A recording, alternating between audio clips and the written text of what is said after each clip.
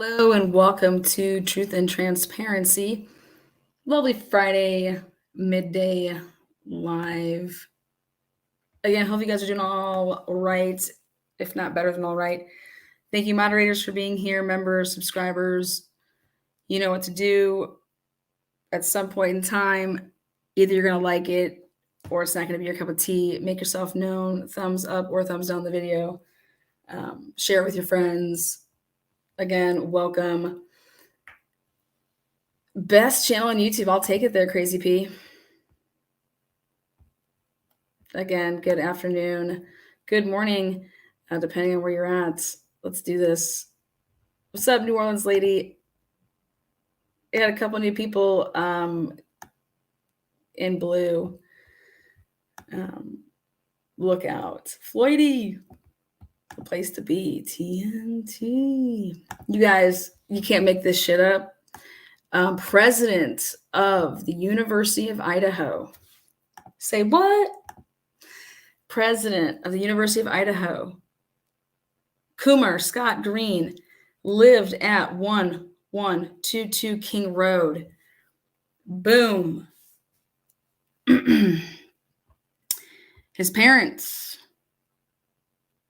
went through a divorce. This is part of the decree that is up here. Mortgage 1122 King Road, $11,500. Scott's parents, the president of the United States, no, the president of the University of Idaho. Childhood home 1122 King Road. This man has reasons to take down the house. Did he not have good experiences at his childhood home? Does it remind him of his parents' divorce? Again, here it is, but there's the president of the University of Idaho, his more known photo there. The photo to the right is Kumar Scott Green, a little bit younger. But yes, this 1122 King Road, his childhood home. Again, you can't make this stuff up. He was actually in this home before Scott Perky. Yes. What? I know, right? What? So breaking news out of Ohio. University of Idaho president, Cooper Scott Green. I'm going to pull up the divorce decree where all items were separated again. All I got to say is Truth and Transparency Home Team Productions. We don't fuck around.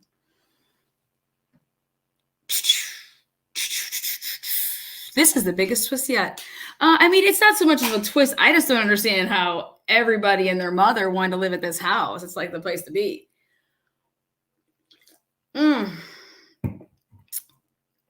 Anyways, so let's get into it. Again, let's do something like this. Great.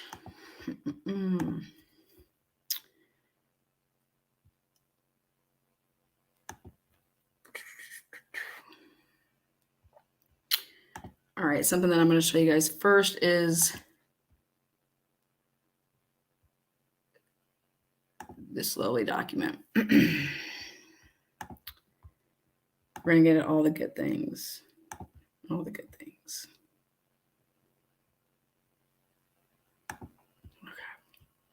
Okay. Right here, take a look at it. This is a warranty deed. The Washington Mutual Bank, in consideration of the sum of $10 and other things of value, does hereby grant, bargain, sell, and convey unto Scott Perky, a married man dealing with his sole and separate property, whose address is 1866 Appaloosa Road, The following described real property situated in Latah County, state of Idaho. Again, Lot 2, Block 1. Frontier Edition number 1 to the city of Moscow. Blah, blah, blah, blah, blah, blah. This is dated the 8th day of January, 2001.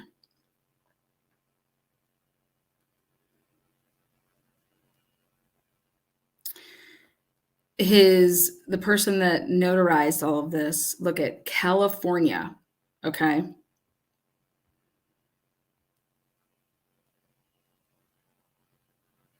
State of California, County of Los Angeles, on January 8th, 2001, before me, Mildred Owen, notary public, personally appeared. Warranty deed, document dated 1/8/2001. Washington Mutual Bank.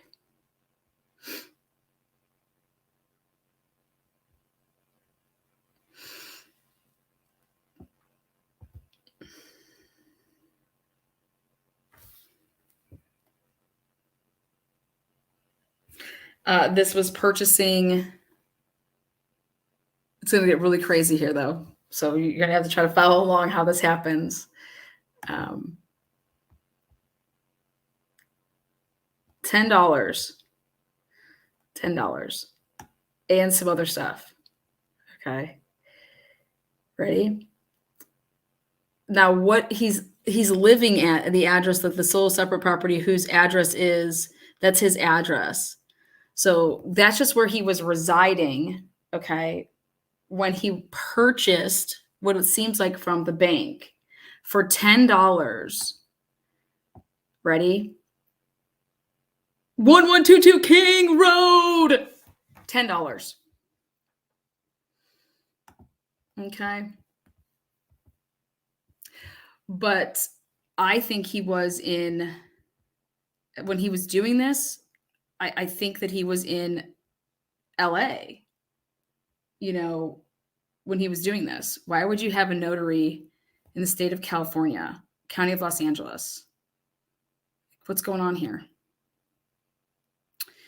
I just think that that's where he was, when he did this transaction. Call me crazy, I don't know.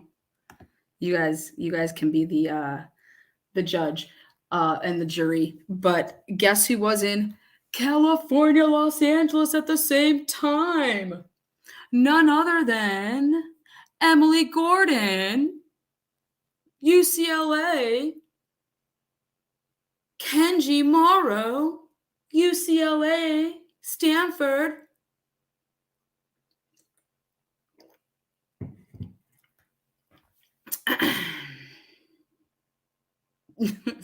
He didn't purchase it for $10. Don't be an idiot. Oh, then you can go and tell me what he purchased it for. I'm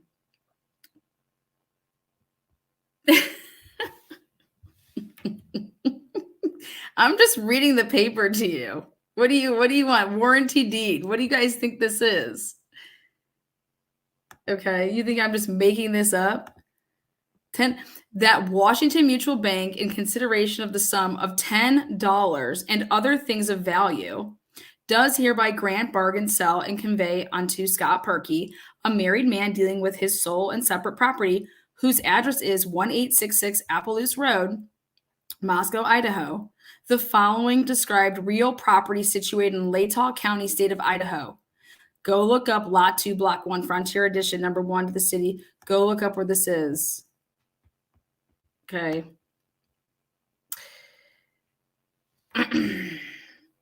Dated the 8th day of January, 2001.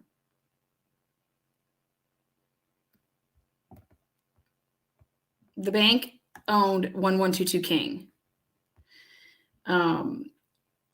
Now, ready.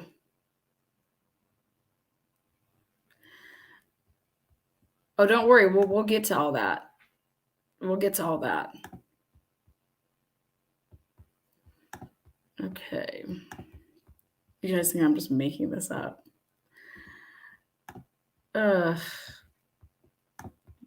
That's funny. I don't have time for that.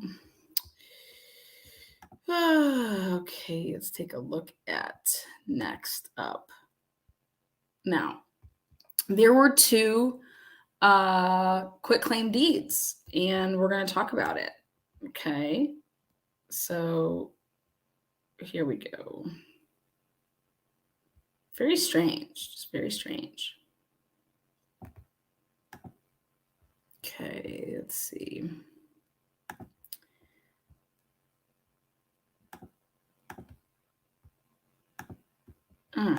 Now, take a look at the state. Look at the number here. 477482. See that? Write that down. For value received, Carolyn Perky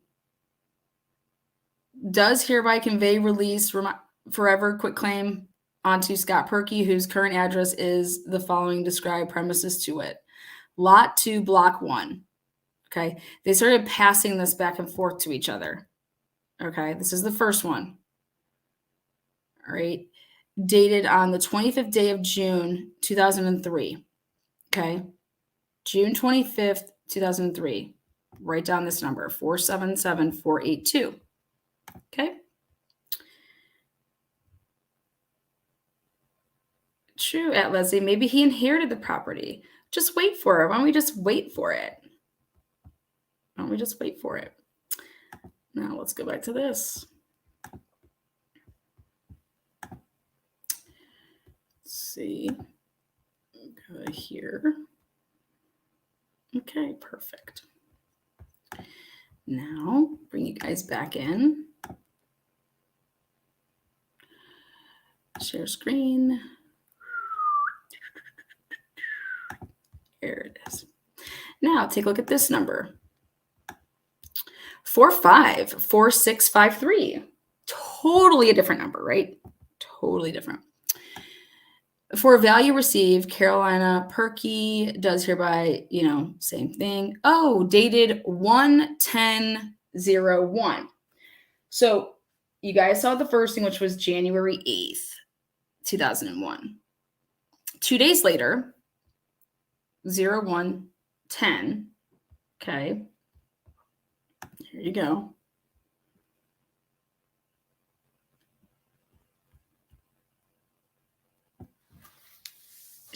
He quitclaim deeds this to her. Okay. Right there. 454653. Boom, boom. 2 days later. Okay. Okay. Now, let me do this. Yeah, well, they're just passing property back and forth. They're husband and wife. I'm only giving you guys the documents. You guys want receipts? I'm giving it to you. Giving you them receipts, baby.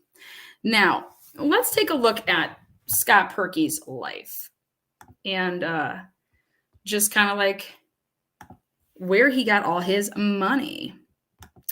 Well, here you go. He got all of his money from ding, ding, ding. The birthplace of Muffets. Scott Perky's first year living in the village of, make sure that you can see this. Okay, good. By the way, Donald Trump was indicted. Okay.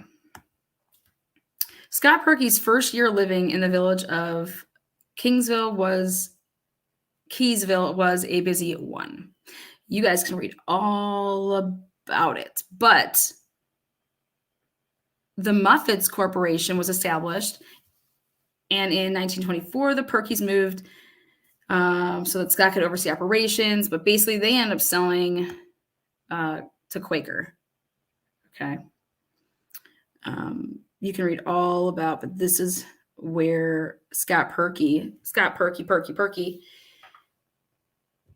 his grandfather, then his father, then him, you know what I mean? Like, it's just, this is all family money.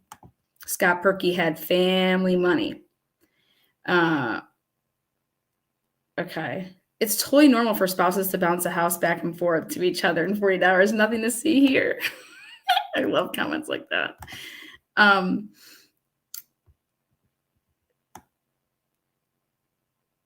anyways. Okay. Now, oh, don't worry. You guys want to know who Scott Perky bought the house from? I'm just saving the best parts of my bombshells.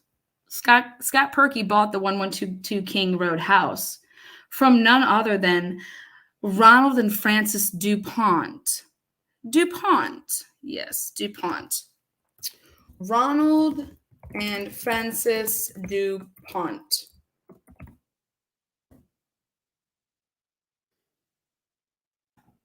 Okay.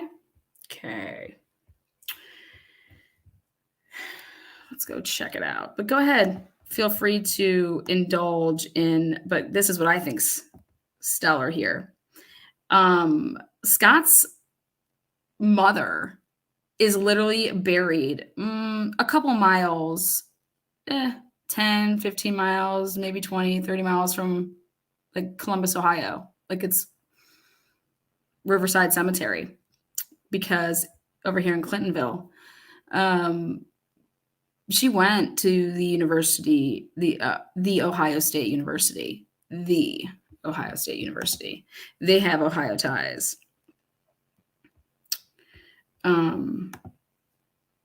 So again, feel free to read up on where the money came from.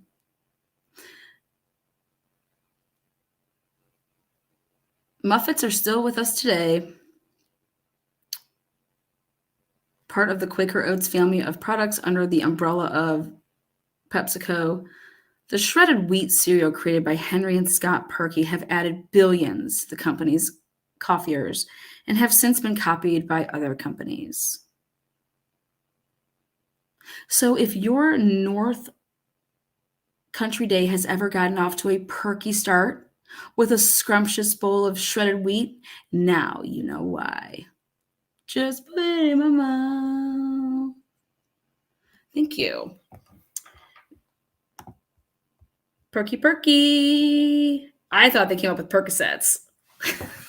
Mother Percocets. Thank you. I appreciate that.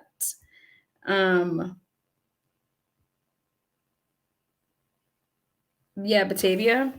Oh my God, I thought you were going to say Scott's mother was buried under 1122 King Road. Nothing would surprise me. Nope, that's not accurate. So let's go back to this, which is,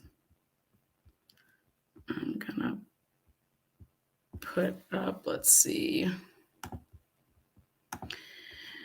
Where are we at? All right.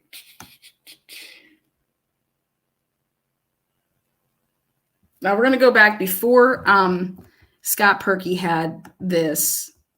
Come to find out that none other than the president of the University of Idaho grew up in this house, 1122 King. Like, no way, you can't make this up. Oh yeah, childhood home. And here we go.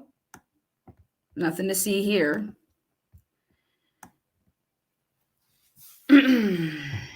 Right here. Sidney Coleman and Viola Coleman, husband and wife of Moscow, Idaho, the grantors for, and in consideration of the sum of $1 and other things of value. What the fuck? They hereby bargain, sell, and convey to Coomer L. Green and Sandra L. Green, husband and wife of Moscow, Idaho. $1, sum of $1. $1 and other things of value. So just curious, maybe it was, I don't know. But anyways, here it is. Beginning at the point 306.5 feet east, north 87 degrees 07 minutes, and you guys can read it all up. This is the University Heights addition to the city of Moscow. Okay.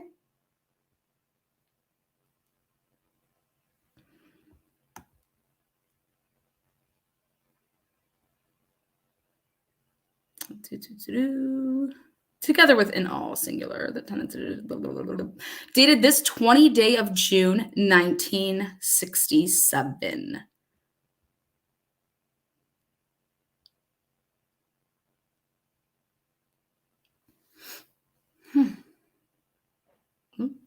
So there you have, that is Scott Coomer Scott Green's dad, okay, and his mom. All right. So here you go. There's your receipt on these. This is back in the 60s, going into the 70s. Okay. The president at the University of Idaho, he grew up in 1122 King Road in the home. Okay. He probably has some feelings about that house. Don't know if they're good feelings, don't know if they're bad feelings, but definitely has some feelings. Now, let's go like this. Continue on to find that. Let's see what we got here. Perfect. Now, this is, let me share it.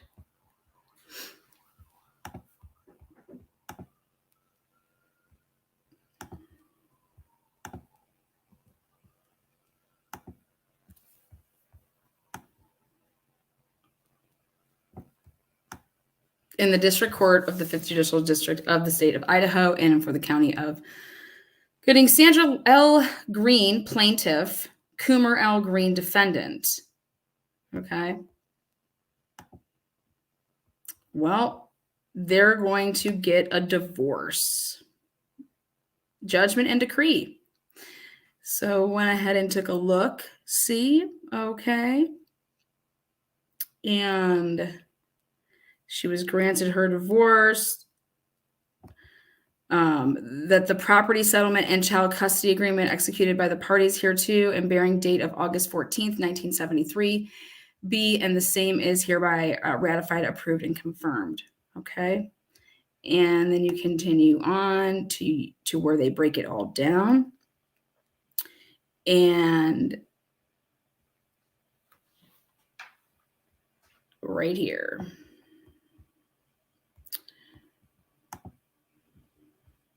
F. So accounts payable, $7,660.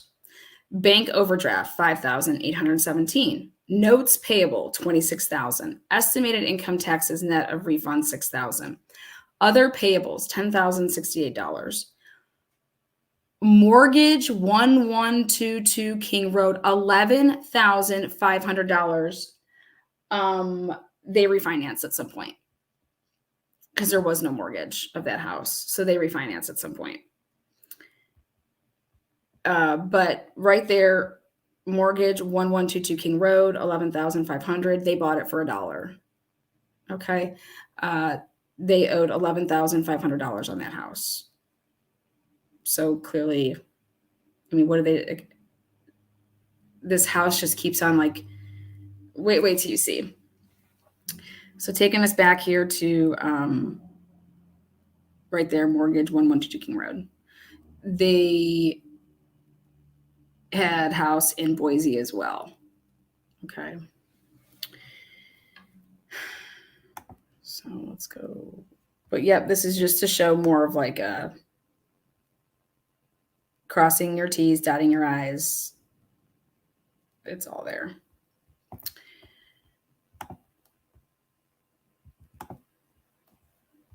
Okay, now, don't worry, this is going somewhere.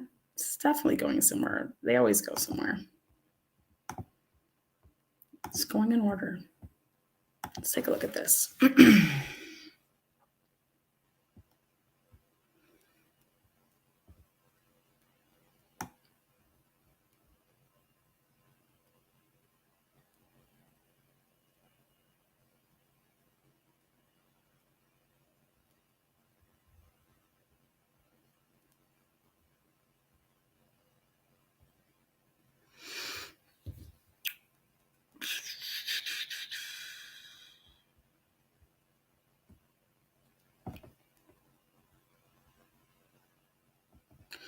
All right, here we go.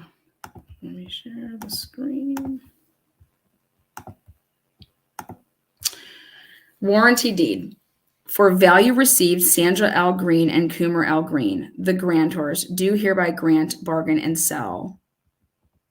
Okay. And convey unto Stephen P. Junkersfield. What a name! Junkersfield and Colleen Jean Junkersfield, his wife, whose address is 1122 King Place, Moscow, Idaho. King Place? Maybe that's just a typo. I don't know.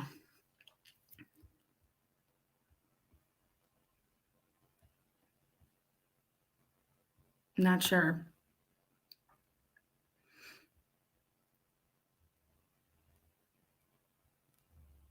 This was on the 30th day of November 1973. Okay, so there's that. They're following the decree. They're doing what they're supposed to do here. Shops sharing screen. Now let's go back to Junkersfield. No, I'm just kidding. Junkersfield. What a name. Can you imagine that? All right, now.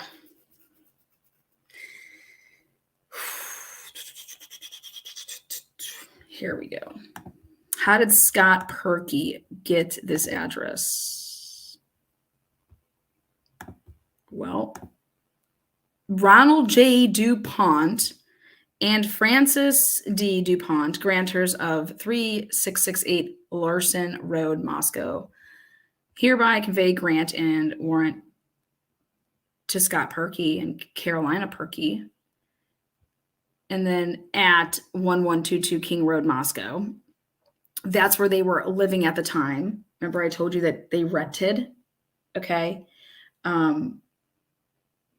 Because she went to the University of Idaho.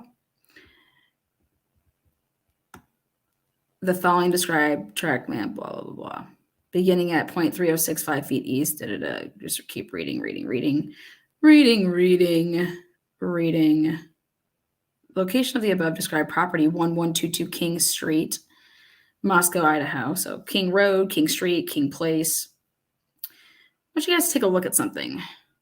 All right, so witness the hand of said grantors this 3rd day of November, 1998. So I was like, wow, they didn't rent. I think they bought it off the rip. Right? You guys see that? 1998. And I looked back and I was like, hot damn. I think they bought it right off the rip. Okay. Now take a look at Carolina Perky. Take a look at this handwriting here by Carolina Perky. Okay. Carolina Perky. Look at Scott Perky's signature and look at Carolina Perky's signature. Okay. And by the way, Ronald J. Dupont is a doctor, but very, very like no background. We'll get into that down the road.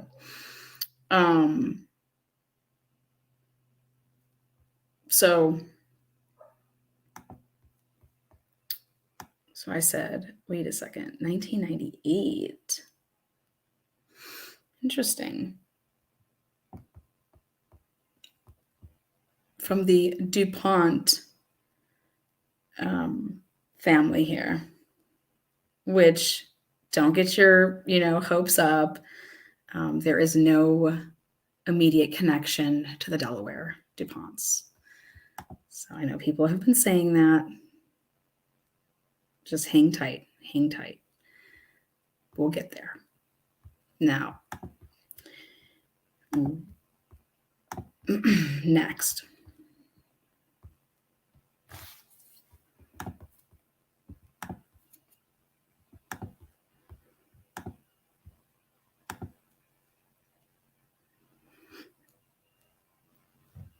In 1999. Remember 1999. So they buy it in 1998. 1999, they get this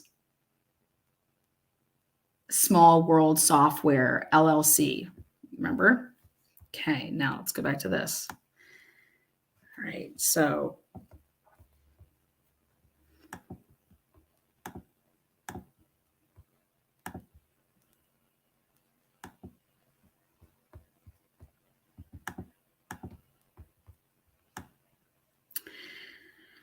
(1/11/2001). Remember, you got 108, 110, and now 1/11/2001. Loan number 00211041179. Borrower. It's saying January 8th, and then it's like, I don't know, weird spacing or something's missing. 2001. Borrower is Scott S. Perkey, a married man, as his sole and separate property. Lender is CLS Mortgage. Okay. Now I need you guys to pay attention. He basically refinanced his home. He did something because he did not get this mortgage to get the home in 1998. Okay. He means the promissory note signed by borrower and dated January 8th, 2000, $70,000. $70,000. All right. What is with everybody getting this home for pennies, and then they turn around and they just keep cashing in on refinances? Like, boom, boom, boom.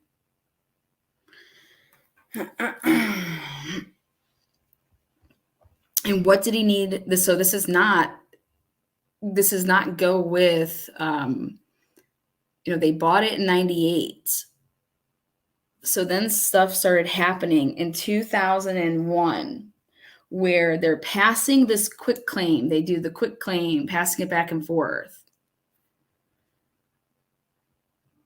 Okay.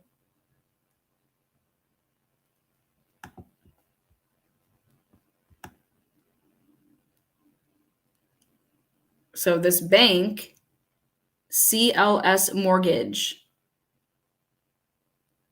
Spokane, Washington, loan number, all right, $70K. And then take a look at this. I can't make this up.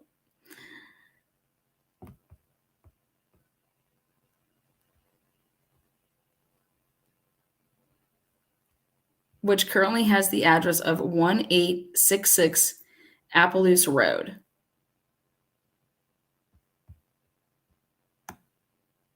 So he's living and buys in 1998, all right, the 1122 King Road house. Then he buys the 1866 Appaloosa, the name that he ends up, that street name becomes an app that's for curious girls, okay, that are into hacking and doing whatever they can say it's for.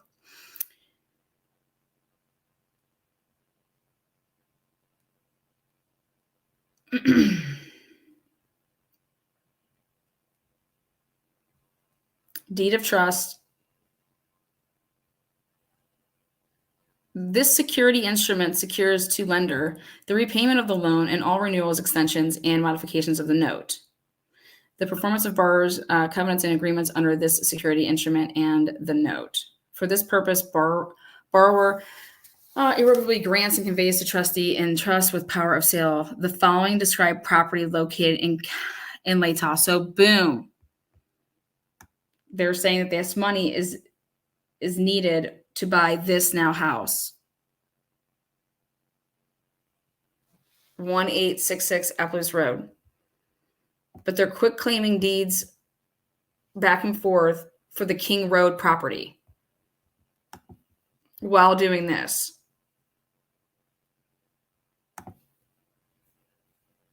Well, yeah, we're going to get to that. I think it's more interesting that the state of Idaho has given a zero value to the property, zero tax being collected. Yeah, exactly. Why?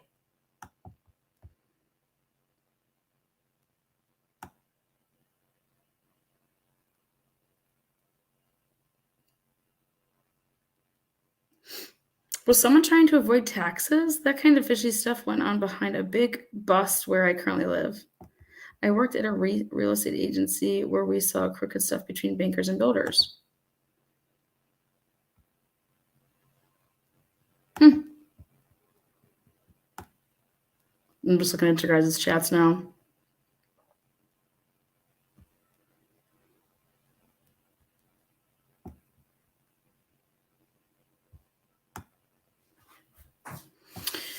Okay, ready?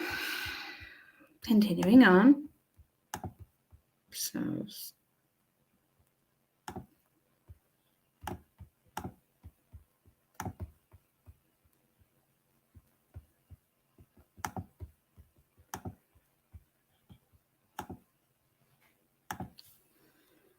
all right. Do you guys remember that date?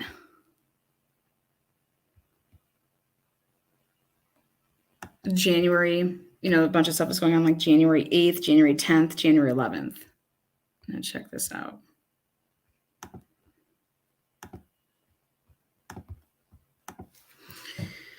Contract of sale. This agreement entered into this 26th day of April 2002 between Scott Perky, the seller residing in 1866 Appaloosa, state of Idaho, and Kevin Hill, the buyer, residing, and they don't put his address that we can get. I mean, I don't know if it's been redacted. I have no idea why it's there, but the state of Washington. The seller agrees to sell, and the buyer agrees to purchase the following described property upon the terms and conditions herein after set forth. Total purchase price of property is, and then we just see that's leaving a balance of $130,000. Buyer agrees to pay all taxes and assessments legally levied against said property subsequent to 4/26/2002 before the same shall become delinquent. Buyer agrees to keep and maintain insurance on the improvements of said premises in the sum of not less than $130,000.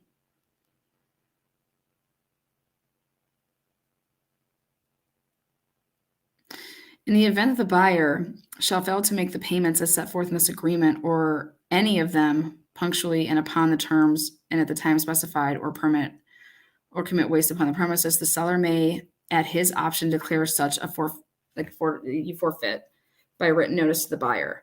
The seller may then take possession and re-enter into the said premises, and the buyer shall forfeit the seller's as liquidated damages all payments made hereunder.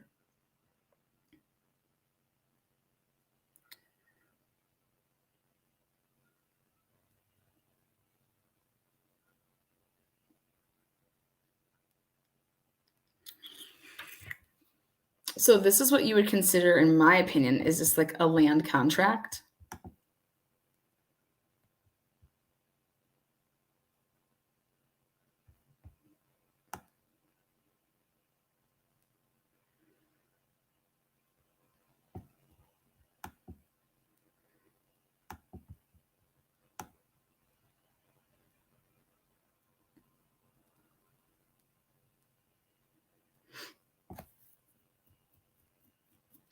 Mm-hmm.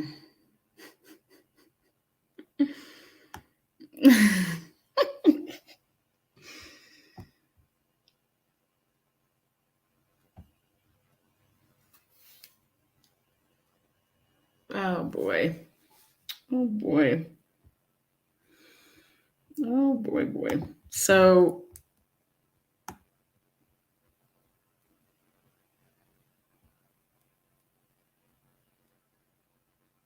instead of Kevin Hill going and getting a loan, okay, how I read this is Kevin Hill is going to be paying Scott Perky $130,000 worth over X amount of years Okay. At 7% interest. It is agreed that the buyer shall have possession of said property on or before April, and then that was like, X'd out.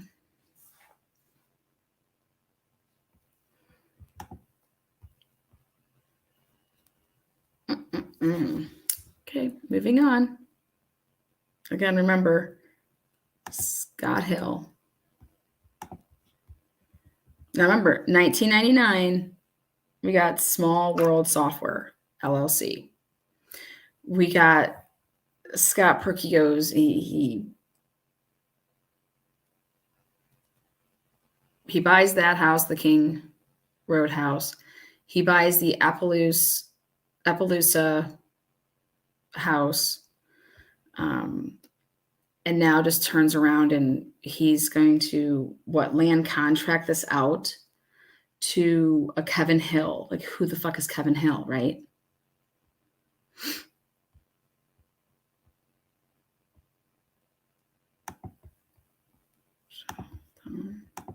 Let's go back to this.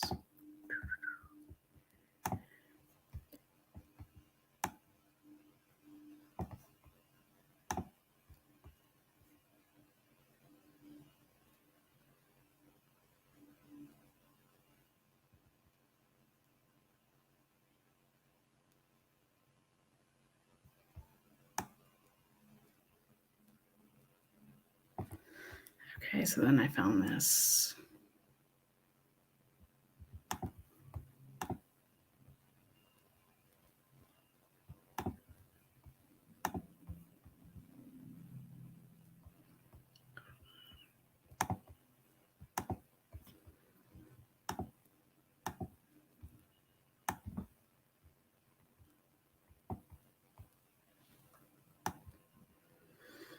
CLS. Okay.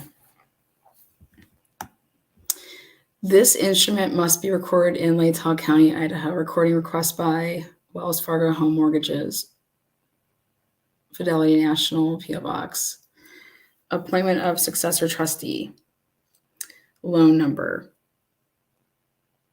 Scott S. Perky, a married man, as his sole and separate property, is the grantor, and Moscow Title Inc. is the trustee, and CLS Mortgage Inc., a Washington corporation, is the original beneficiary under that certain trust deed dated 1/8/2001 and recorded on 1/11/2001 as instrument number 454654 in book on page, if re-recorded as number blah, blah, property address 1866 Appaloosa Road, Moscow, Idaho.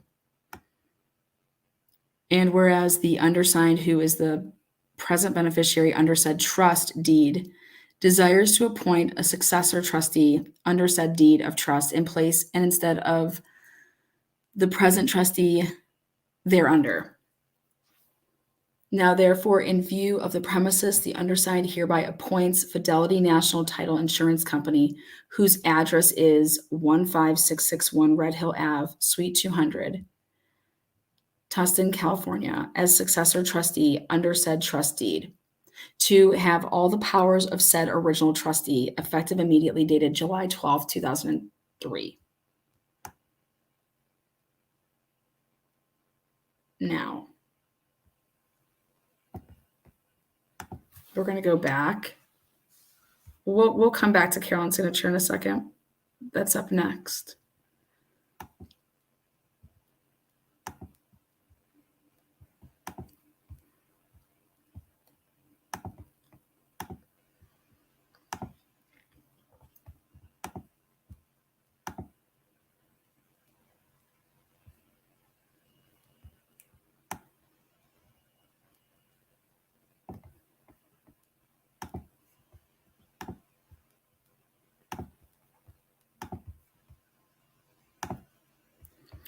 So if this happened on April 26, 2002,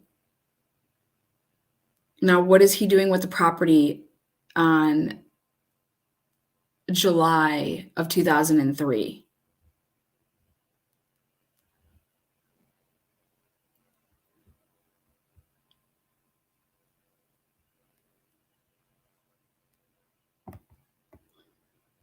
Kevin Hill.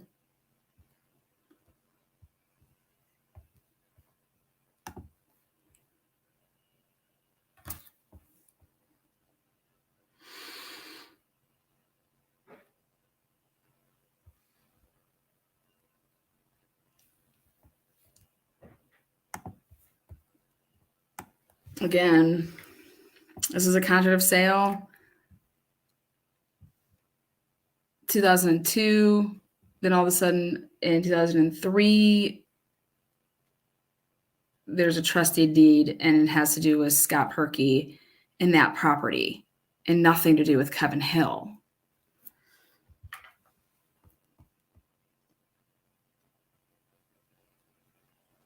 But in 2010, Kevin Hill sells the property.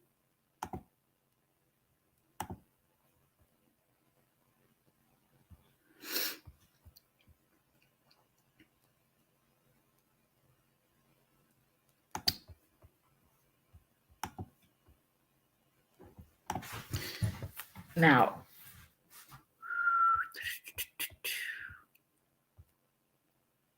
I want to show you this signature. Who filled out for the King Road being the address, 1122 King being the address for Small World Software.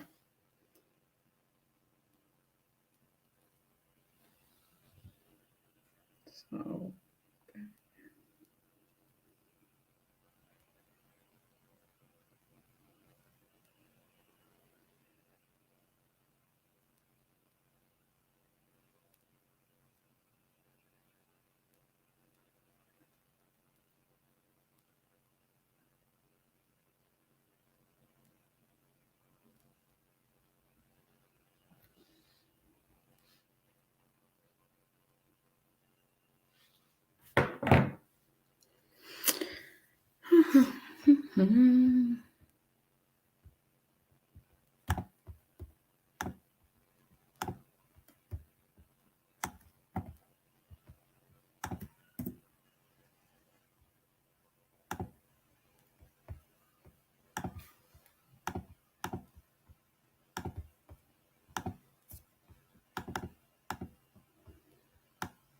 Small World Software.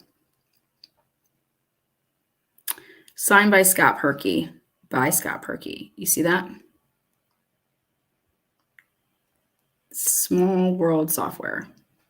Scott Perky. 5/12/1999.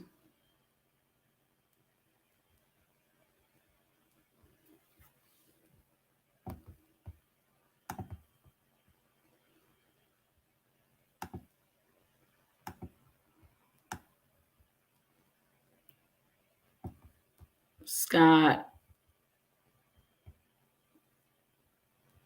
Perky, Carolina Perky.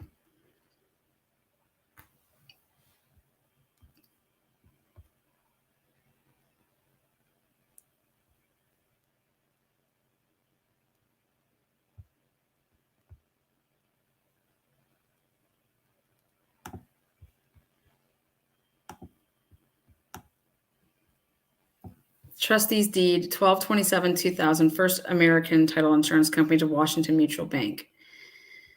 Warranty deed 1/8/2001, Washington Mutual to Scott Perky, a married man dealing with his sole propriety or his sole separate property.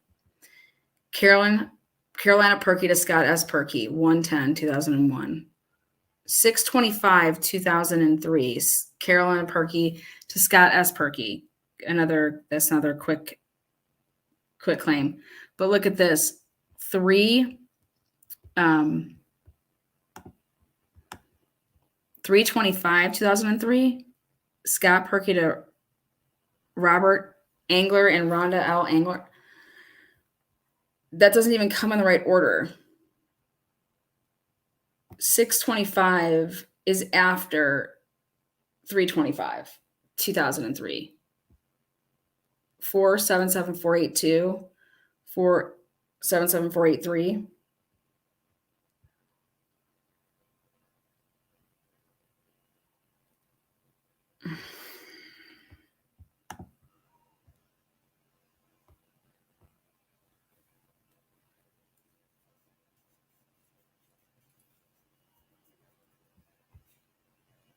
How could that be? How could that be?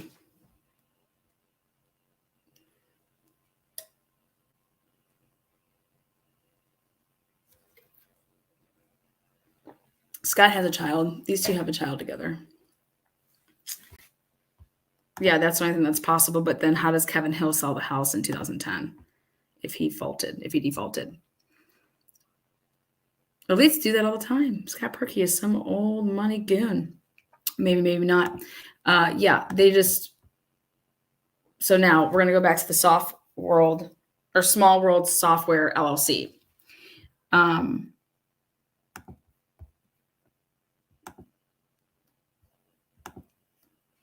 This is what was. Okay.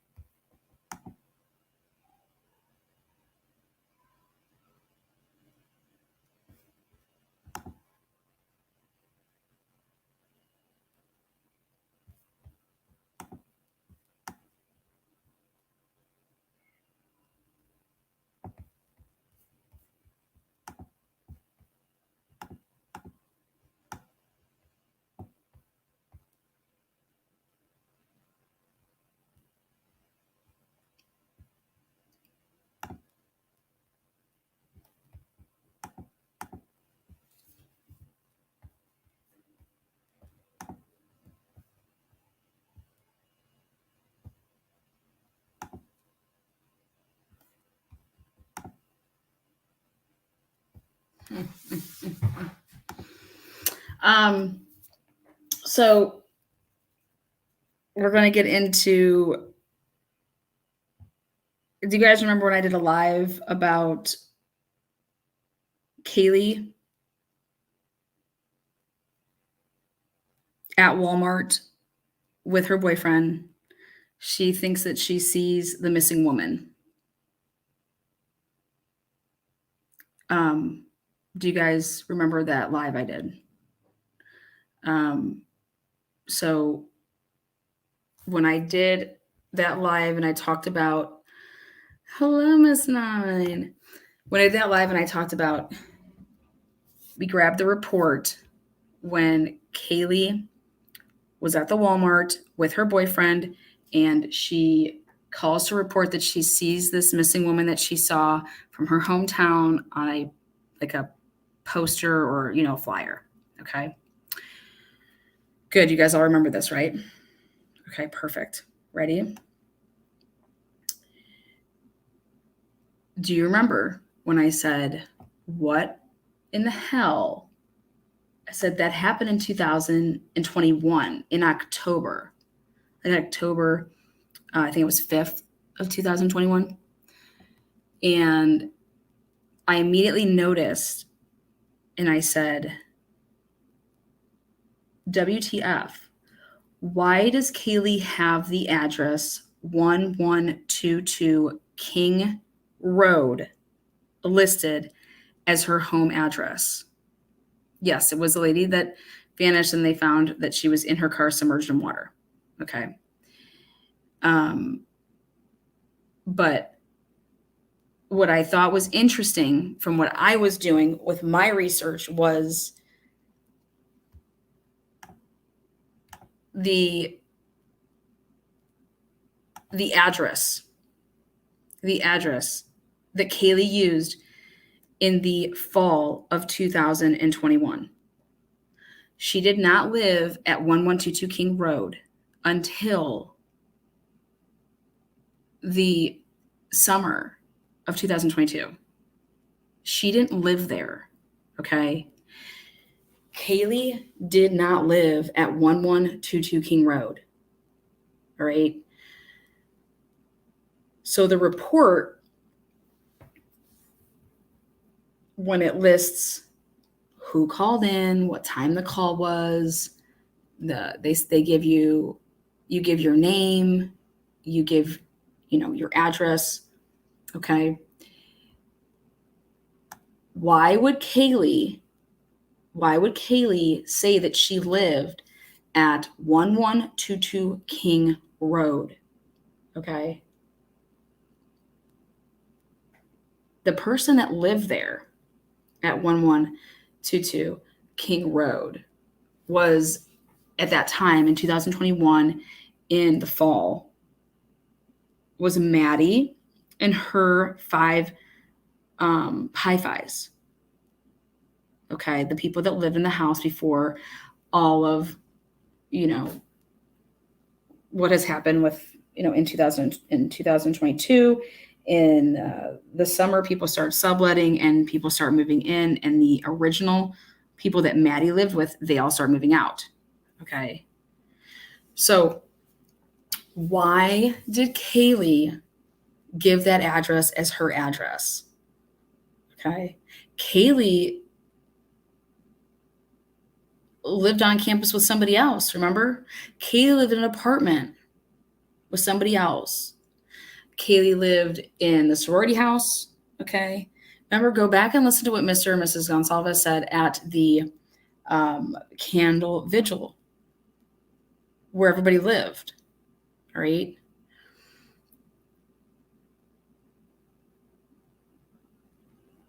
Kaylee did not live at 1122 King Road when that report was made. When she called and talked to them in 2021, October, okay, why did Kaylee give that address? And there can be a couple different reasons, but I'm going to tell you that if you live in Moscow, all right, like everybody has said that she's lived there, okay, then why wouldn't you just give your Moscow address? Even if you didn't live there, even if your address was wherever, she didn't live at 1122 King Road. Why are you giving that as your address? Why would you say that you lived there if you didn't live there? Why?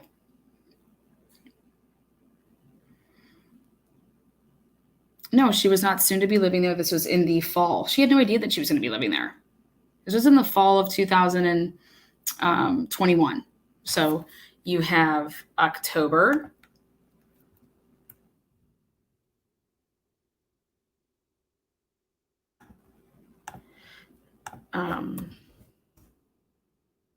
October 5th of 2021. Okay. No, she did not give the person was from Coeur d'Alene. Okay. October 5th of 2021. This is where Maddie lived in that house, and then her 5 roommates. Okay. Kaylee was not one of them. Why would Kaylee say that she lived there? Well, what about this? What if Kaylee gave her work address?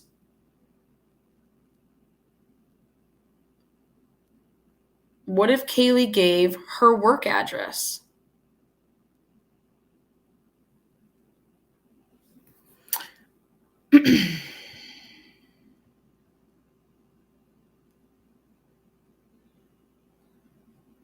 Maybe the room was in her name paying rent. Nope, sure wasn't. Kaylee's name living there did not occur until August, like until that summer.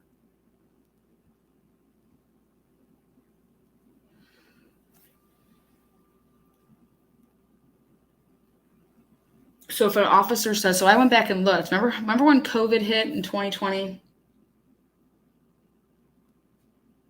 COVID happened in 2020. So when COVID hit in 2020, when I was doing, victimology on everybody that died, like just to see like, who did they know, who would target anybody? Was it multiple people that were targeted, stuff like that? I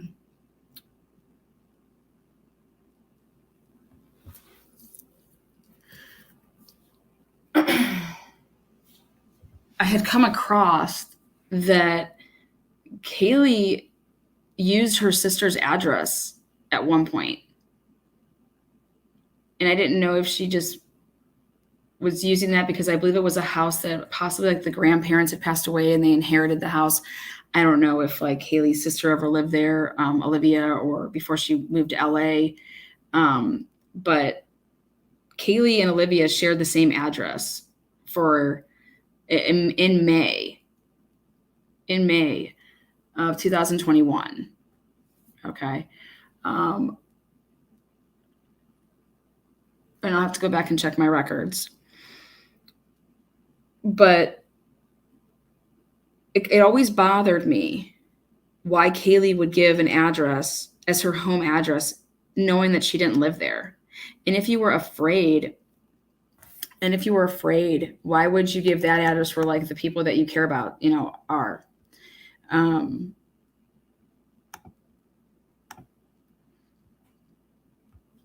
That's the last, you wouldn't want to, draw attention to that, house with your friends. But it was like, I don't care if people think this is a big deal or not. A girl gives an address that says that that's where she lives in 2021 in October, and she doesn't live there. She ends up getting killed there. Okay. She ends up getting killed there. Okay. Blaker was the one that did the report. Okay. So if anybody was trying to find out where this person lived, if Kaylee never signed like a lease, I don't know if these people were just subletting, if they ever really signed anything. Okay. But there would be a paper trail based on reports when you would type in Kaylee's name. Okay. That would come up to show like, okay, what addresses could possibly be hers if she's, depending on how she'd be in your system. All right. But if anybody wants to sit here and say that none of this matters, I think that you're completely off base, because everything has to do with an address where 4 people were stabbed to death in the middle of the night.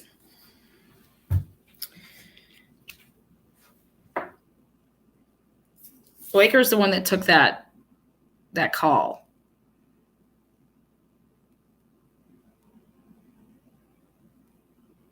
Kaylee's seen on the body cam footage that we released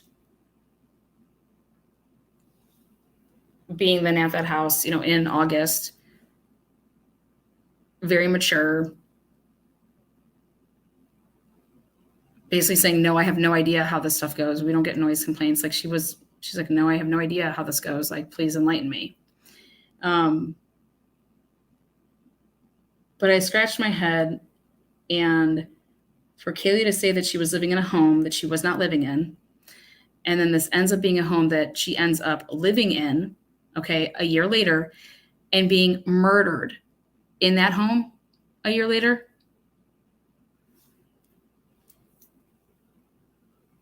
But why would you ever tell somebody that you resided in a home that you didn't reside in? And normally when you have like your friends, like you don't usually know your friends' addresses. So like remembering back in college, we would always call certain houses like, that's the soccer house, that's the baseball house, that's the sophomore soccer house, that's the senior baseball guys' house. We're going to be at, but we were never like, I wouldn't know the address of the girls' soccer sophomore house. I know exactly where it is. But I would not be able to say what the number was. This is me, back in the day. Now, maybe they always referred to that King Road house and they always said the number. Okay. But I don't think that they did. Okay. And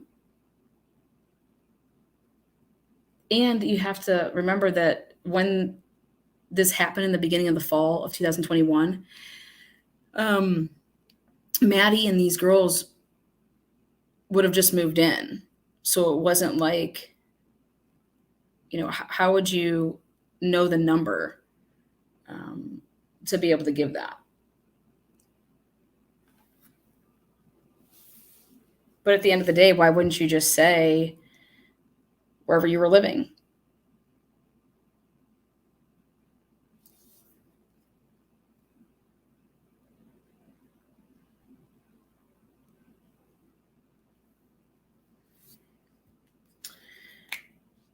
And then to come to find out that 1122 King still is the address for Small World Software LLC and has been going strong for 24 years.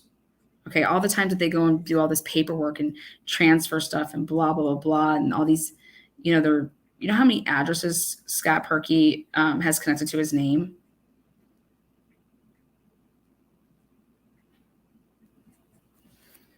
You would think at some point that this LLC would have a different address. He hasn't lived there in how long? 24 years.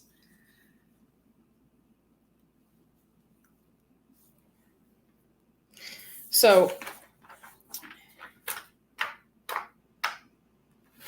when they issued the search warrants for the Department of Labor, okay, they issued search warrants for all of the victims and the surviving roommates for the Department of Labor.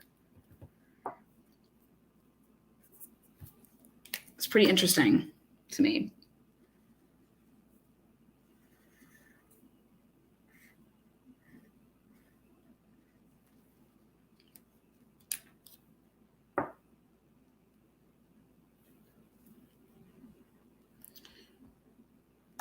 When I don't know. I don't know if these kids where they kept their money with the jobs that they were working. We know that they obviously they use Venmo and they pass money back and forth like that. But Department of Labor, what is the Department of Labor gonna tell you if you subpoena or if you get search warrants? Where's the they shouldn't have extensive work history because they were college students. They were high school students, college students, and they had allegedly part-time jobs here and there. Okay. Making pennies allegedly, because even if you're in a tip atmosphere like Xana, for example, working at Texas Roadhouse, you're getting paid as a waitress or whatever it is that you, I don't know if you were just a server or a host or something, but nobody claims their tips.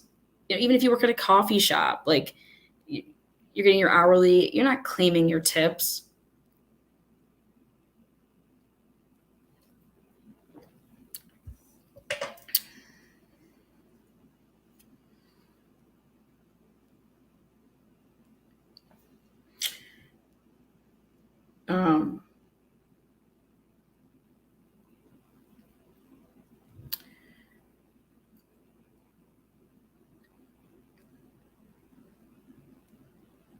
But yeah, this to me is really, really important. And then you have, so Kaylee's saying that she's living in a home before she's living in a home to a police officer that puts it in a report that that's the address, 1122 King Road.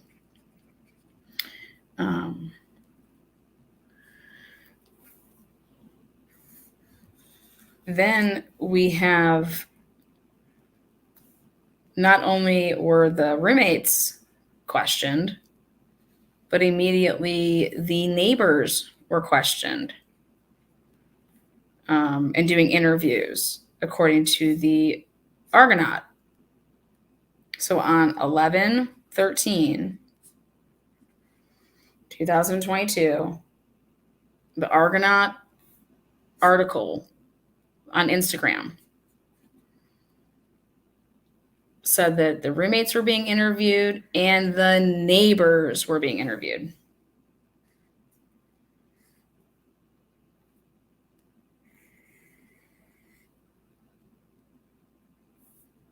What did the neighbors know? What did the neighbors see? What were the neighbors told?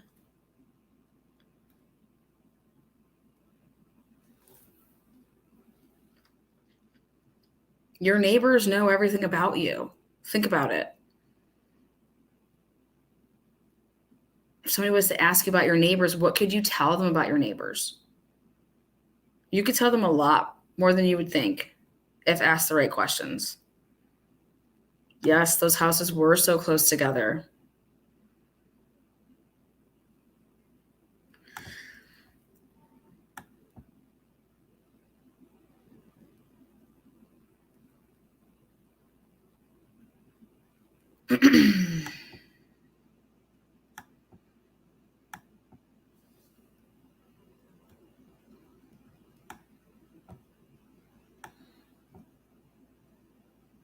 Now, remember, we had the panty incident that led to getting ring cameras for the one house. Okay.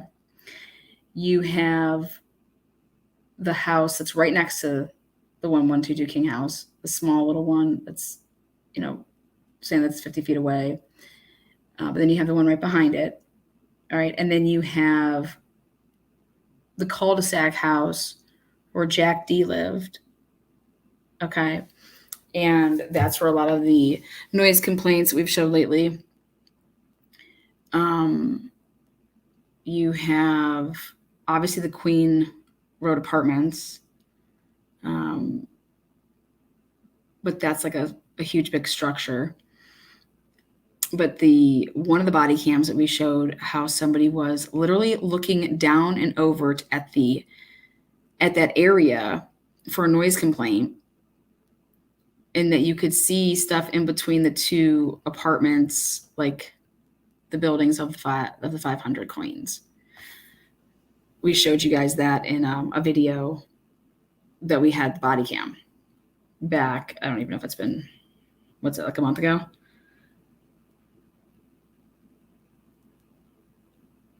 So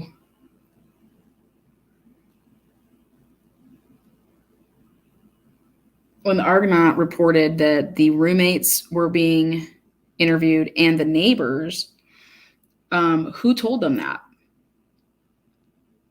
Who told them that?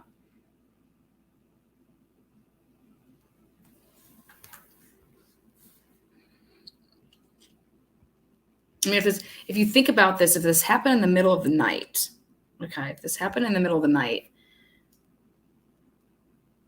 are they just asking the neighbors, hey, what time did you come home last night? When's the last time you saw these people?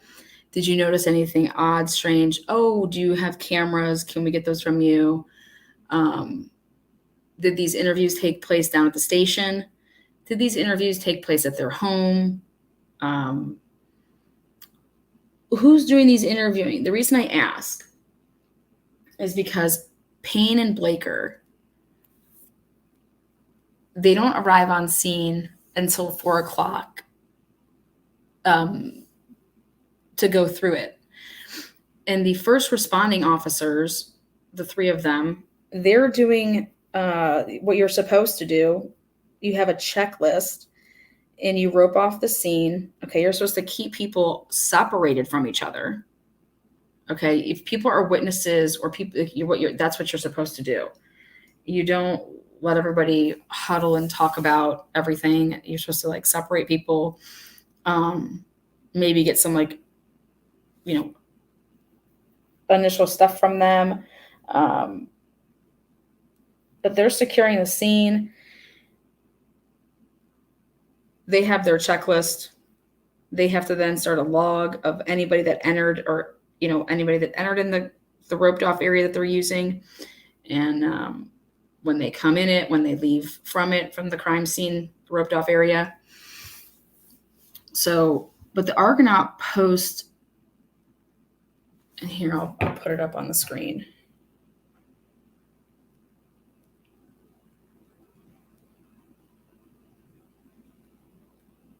These are just some time frames.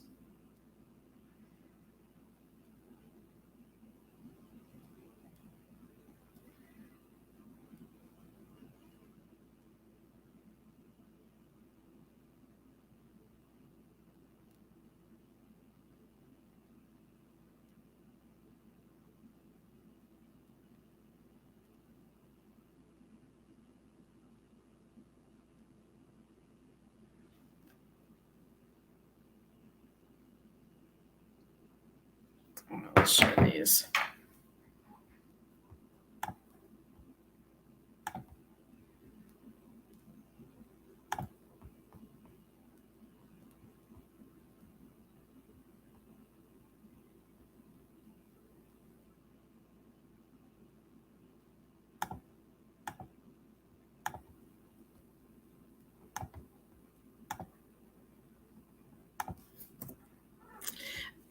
I'm not forcing anything. I'm asking a simple question. Why would somebody put down an address that wasn't their address? Why would they put that they live there if they didn't live there?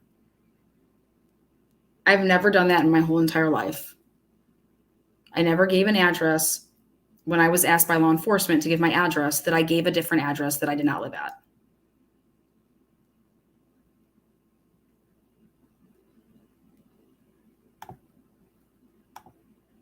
Okay.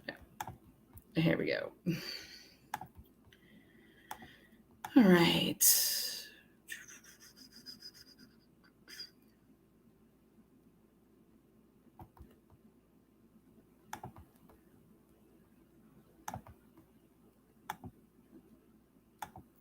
Initial post at 2:10 p.m. A homicide is being investigated by the Moscow Police Department at 1122 King Road. No suspects are known at this time. The MPD received a call at 11:58 a.m. reporting the homicide, according to Campus Division Captain Tyson Barrett. Barrett said roommates and individuals in the area are currently being interviewed. A vandal alert sent around 1 p.m. recommends sheltering in place and avoiding the area. King Road is near campus, branching off Taylor Avenue and located behind the Sigma Chi fraternity.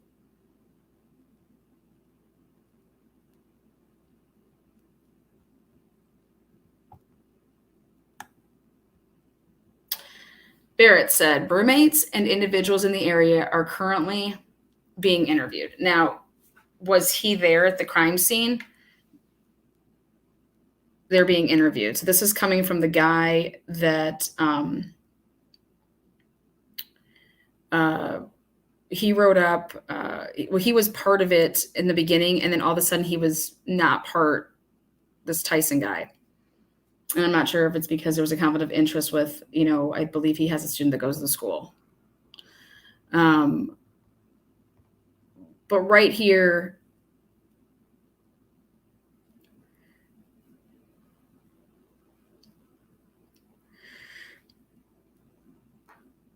the MPD received a call.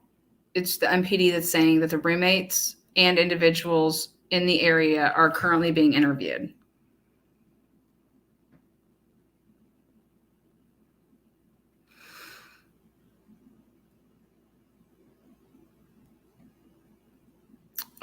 No,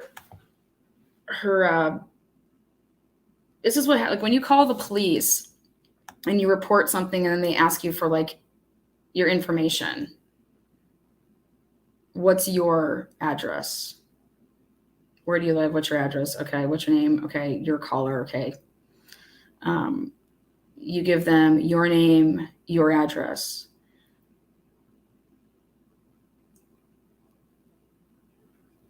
When Blaker returned back to the scene where Kaylee called in at Walmart,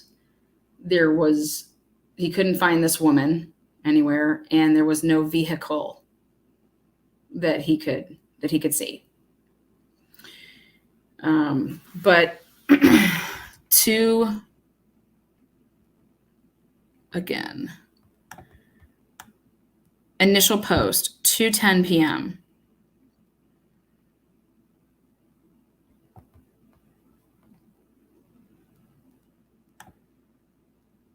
See, because what I was paying attention to was an update. 4 students have been confirmed dead in Moscow. And this is where it says that 11/13/2022 is when it started, but it updated at 11/15/2022. So it's about getting when the different alerts hit. And if you zoom in, and I have another picture I could show, but right here, the person walking right there. And then you could see the tape is up there. If you look where the tree is back, but you could see, okay, here's the one home. And then right to the right of it, there's the other home. And then right across here, across the street, you have those homes. Because this is right here at the corner of King and Queen.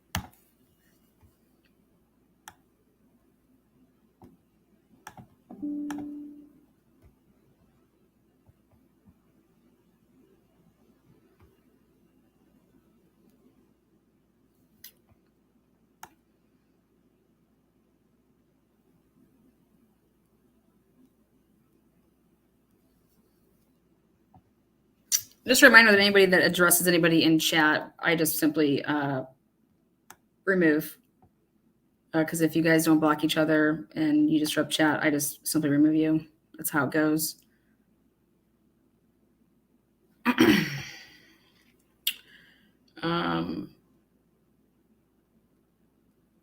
Heather, to answer that question about Lana, was the video ever looked into at Walmart? Did Kaylee really see that woman? They didn't. They didn't give us the video. We could only get the report. So, we asked for everything. We asked for everything. We just got the report.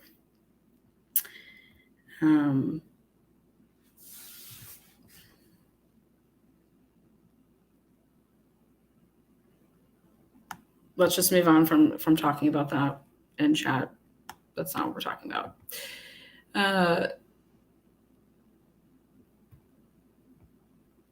So as far as being able to get video, there is no video. Kaylee had left. And so I believe when Blaker had got there, because this all happened over the phone. The conversation that Kaylee had was over the phone. And like the reporting and stuff like that. So what has happened in the past when you call and you make an initial report, then you can get followed up with. And so Kaylee could have gotten a phone call, followed up with, things like that. So but there was no Blaker's report. He could not find that car, the description of the car from the poster, and nor the person.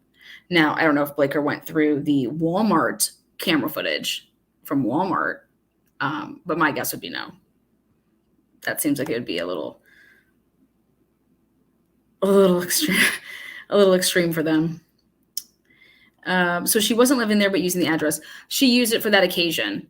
So that's all. And I think that was, I made a mention of that before I ever found out about the software, The Small World. And so back in September, October of 2021, Kaylee was not living at that house. Kaylee, when she made that report, gave them that address though, because they had it as Kaylee. And in the report, it said 1122 King Road. And that has always bothered me. Why Kaylee would have given that address. She didn't live there. It's period. End of story. She just didn't live there. But that if you were to look at that report, if anybody was to ever look at that report, I've never worked for law enforcement. I don't know what you can go and type into computers to type up her name and that address come up.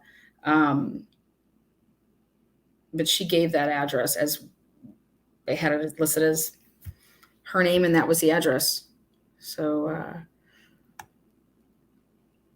she just didn't live there. And as far as the lease goes, what I noticed is the Venmo payments. Dylan paid Simpson's mom, and instead of writing, she put what'd she put? It's a deposit. When you rent something, you have a deposit. So your first rent plus security deposit. She put like home deposit, how she worded it, but what she really meant was this is her security deposit. So Dylan paid Ruby Simpson's mom through Venmo for clothes, some furniture, and then the security deposit and first month's rent.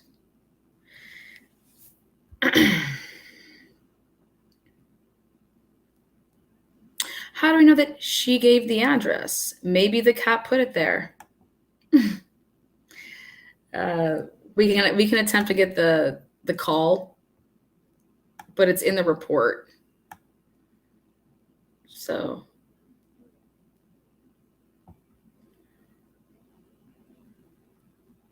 what usually happens if you don't give your address when you're a caller or whatever, depending how quick the call is, depending on what it was about, that section of the report could be blank. But this section of the report was not blank, and it said her name and her address. In fact, if you want the receipts, Shogun actually put out that report on his thumbnail. So you can go grab it over there.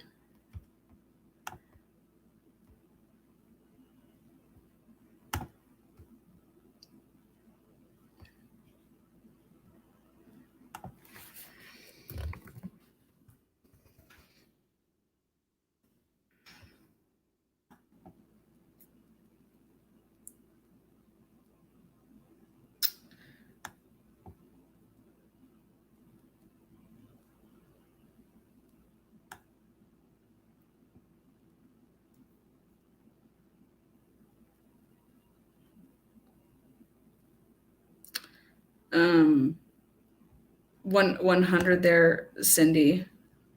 Maybe she was visiting with Maddie when she called. She called from being at the store.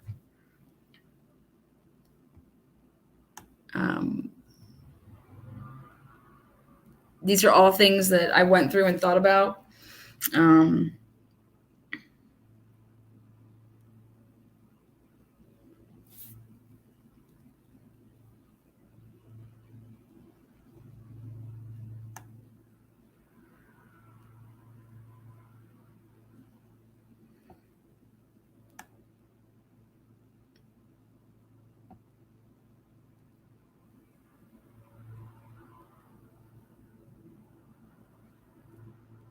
Yes, correct. That lady was found submerged in her vehicle. The lady that Kaylee and Jack D saw was in. No, it was not in that. 100% was not in that Walmart. 100. She saw hers. Kaylee and Jack D were at the Walmart that's in Moscow. That's in the report. She was not at that Walmart. She was at the one that's in Moscow. And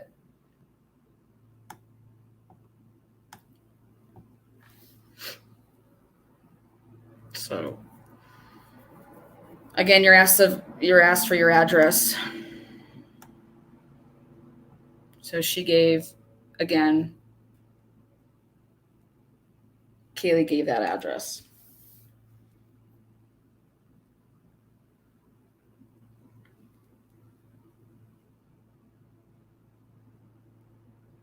It was just like a week later, I believe, when the woman was found. It was not that long after.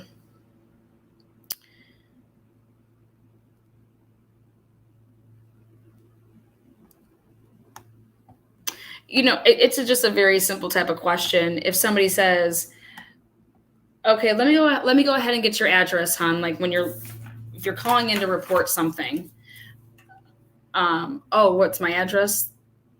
Like then okay, here, my name is da da da. This, and then what's your address? Da da da. Like, I mean, I don't know how you could mix that up. You'd have to listen to the call. But they're pretty specific about, what they're asking for. Yep. Angela, I thought about the same thing, that maybe she did not want to give her address, but then that actually doesn't look really good, because why would you give the address of the King Road where your friend and the other friends live,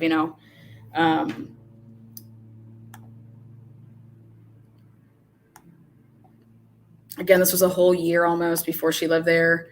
I wouldn't even know my friends' addresses unless we were referring to that all the time. Like, oh, we're going to the 1122 King House tonight. I don't know. I'd love to ask Dave about that, like how they refer to that area. Did people use the address numbers to talk about it? Did they just say, "Oh, we're going over to the King neighborhood," or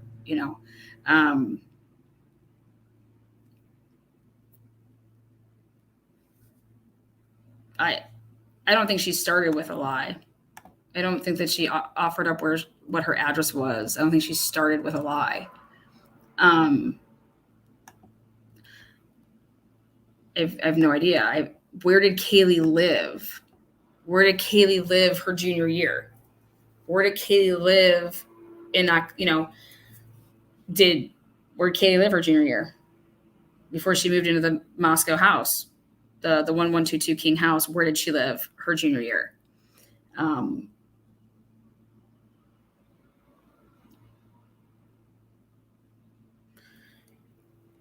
So when did Kaylee move into the 1122 King Road house? In 2002. In the summer.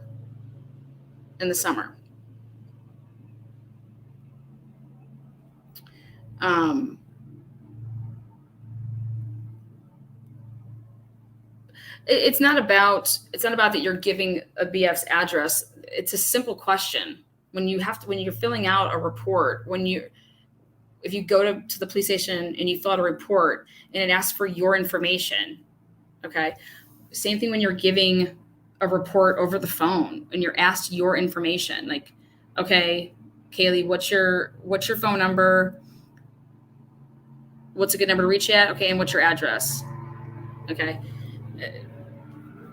So I don't, even if her address was in, Coeur d'Alene or wherever, it would all depend on how that question was asked. But what protocol is that they ask you what your name is, what your address is, and what your phone number is. They don't ask you what your friends are and where your friends live. and they don't ask you your work address. So it's an interesting thing to see on a report a year before the murders in that home that Kaylee was saying that she lived there in a house that she would end up being murdered in a year later. Yeah, I think that's interesting. That means if anybody was to ever look up Kaylee, in my opinion, and they would come across that address.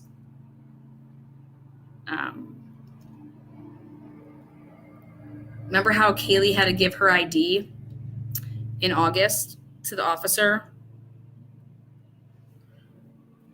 Remember Kaylee handed him her ID? I don't think that her ID had that King Road address down. Not too many people go and change when they go to college. They change, their addresses. Do they go to like the DMV and go and changing addresses?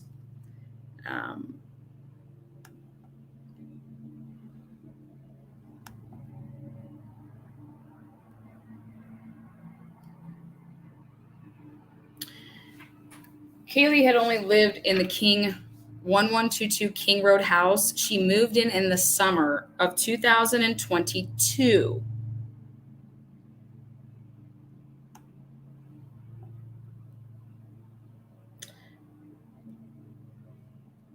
So if you were giving a report in 2021 in the fall, in October, a whole year before you lived there, you would never, when cops asked you or dispatch asked you questions on where you lived, that you would be saying 1122 King Road. You don't live there. So again, it's just very simple. Look at a report. Why is Kaylee's address in 2021 in October listed as 1122 King Road?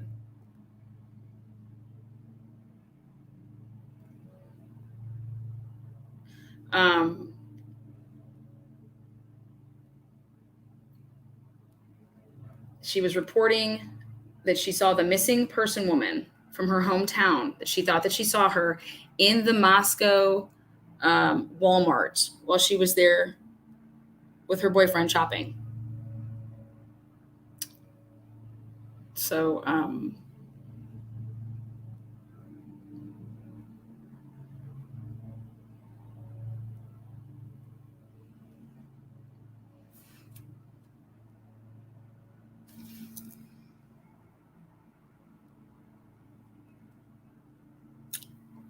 actually, none of the students came up when you would do a Google search, not even Kaylee's name.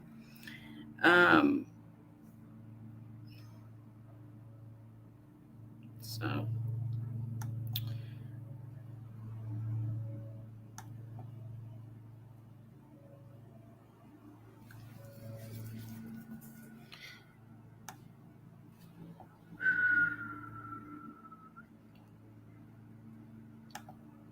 there were not two beds in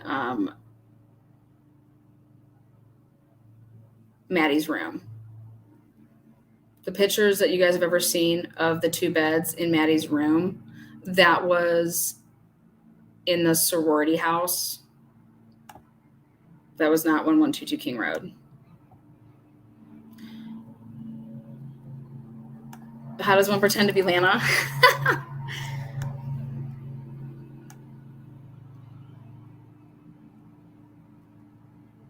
You'd have to ask JLR's mods why they don't delete that person.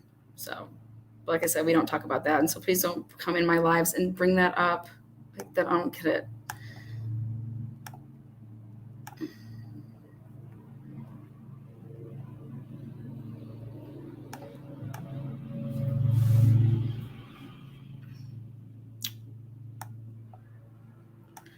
Man, I have no idea how much misinformation is truly out there. We should just have a Q&A one day, and I'll tell you all about what's going on with this case. I just think it's wild, the misinformation.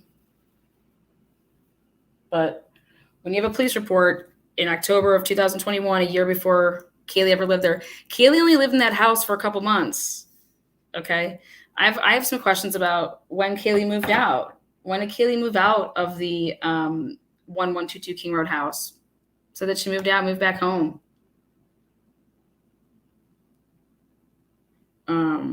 When? Why? Was Kaylee taking her classes online then? All of her classes were online? Or was she just like commuting back and forth from, her home to Moscow to take her classes?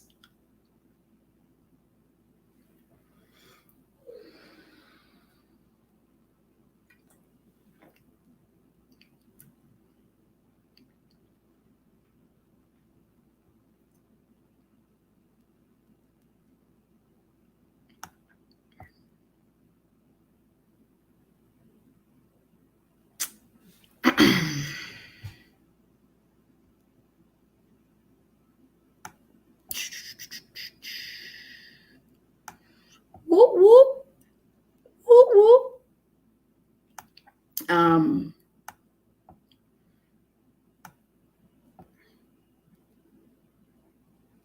I got confirmation that, yep, Kaylee bought her ticket to fly to Barcelona.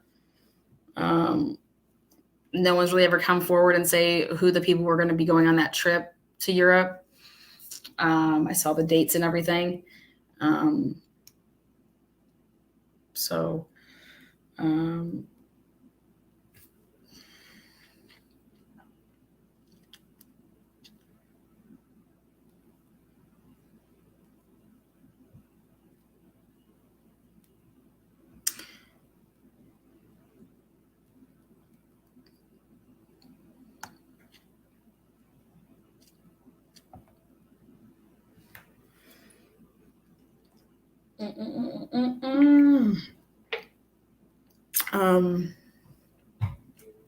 guess I don't know who was going on that trip. I looked at the dates that school was like, going to be over for that semester, and then like when graduation was. I had no idea until I listened to the Gonsalves' latest interview, which was not last night, but the night before, them saying about that Stephen had graduated. Stephen graduated this past spring, and that he wanted it to, it was Kaylee's day and wanted it to be about Kaylee.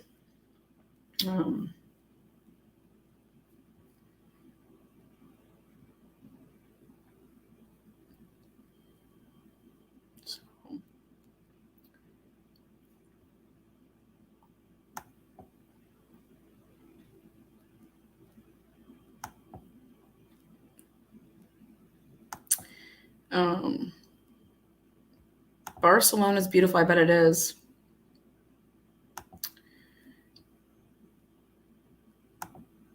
Did they come back with a verdict?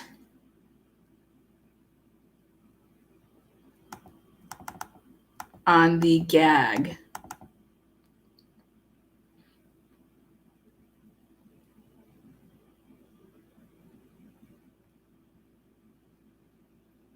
I'm trying to work multiple devices here.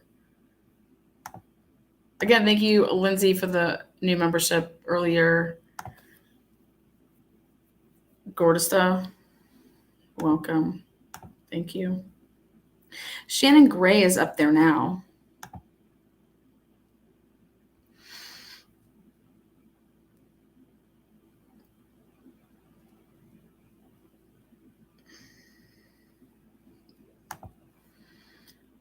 Atlanta, any comment on Kaylee's mom's phone interview with Drunk Turkey and the timeline?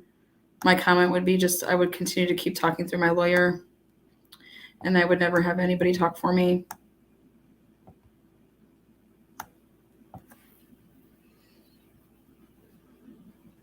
And that's just how I would never have anyone talk for me, period. So that would always be my advice. But I only talk about what I've uncovered, and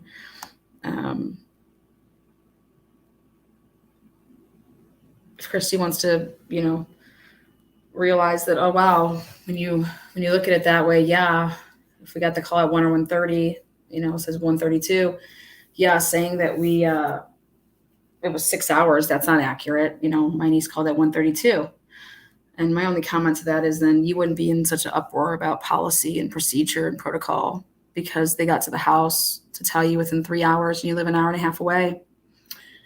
So if you would have lived in Moscow, you would have been notified within an hour and a half. So I'm confused at what protocol we're talking about that needs to change, because as far as I'm concerned, if they were there at 4:45 and then he's called at 1:32, I think that was a pretty quick notification.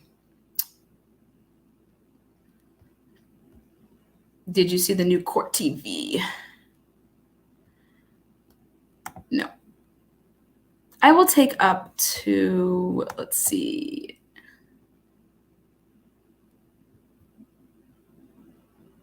Will there be cameras in the courtroom at Truth and Transparency? I don't know. I don't know yet.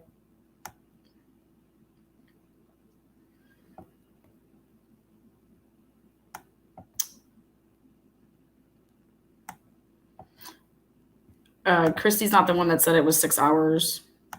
Steve was.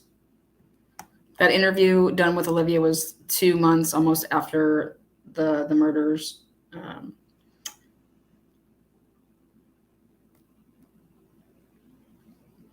But it doesn't matter, because what Christy and Steve's experiences is nothing to do with Dave's stuff and Kim's stuff and anybody else's stuff.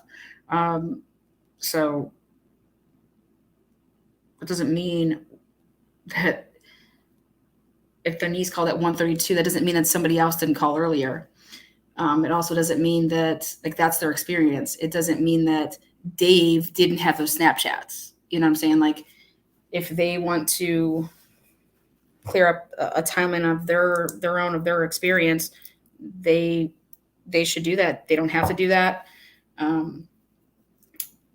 So it has nothing to do with the other one. So that's the point I would make across, is that everything that happened with them has nothing to do with what happened on campus with the kids, with Snapchat, with WSU, with Kim, with that stuff. So it is what it is.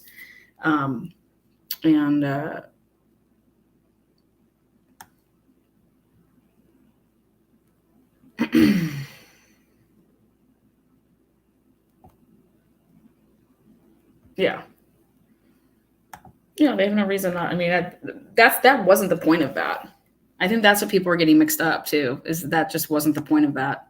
The point of what Christy and Steve's experiences the point wasn't to compare that to anybody else's.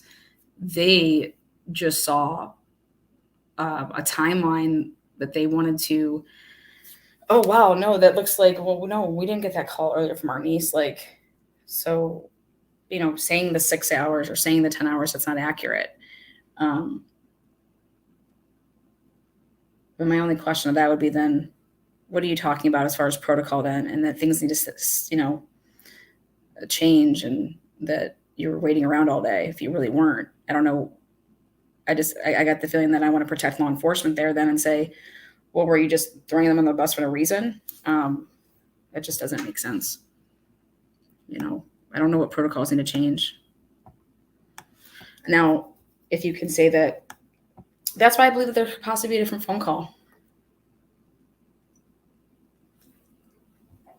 I don't know, I'm not speaking for people. That's not what I do.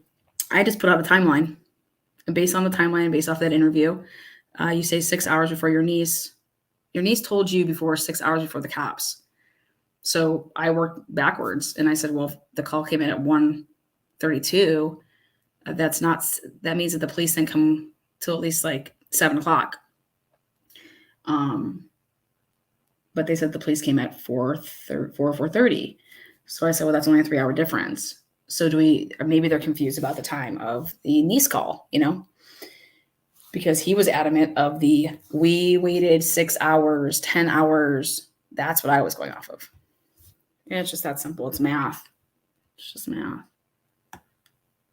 And I said that, wow, 10 o'clock, 9 or 10 o'clock, that's the same type of time frame that Dave and them were talking about. WSU Kim's talking about. So very simple, just math.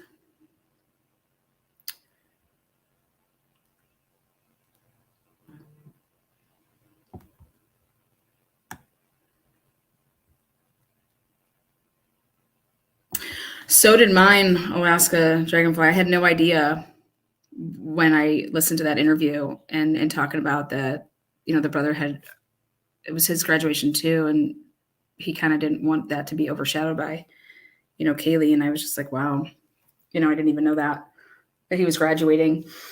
And I didn't know that, I think that's really unselfish. So they said they're going to have a celebration for him at a different time. And so.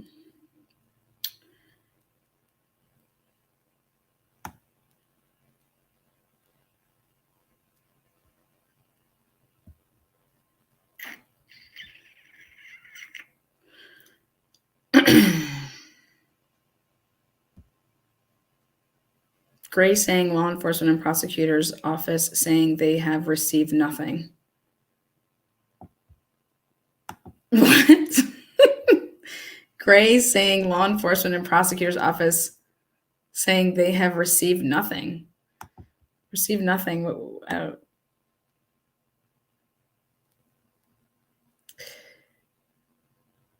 don't even know what that's about.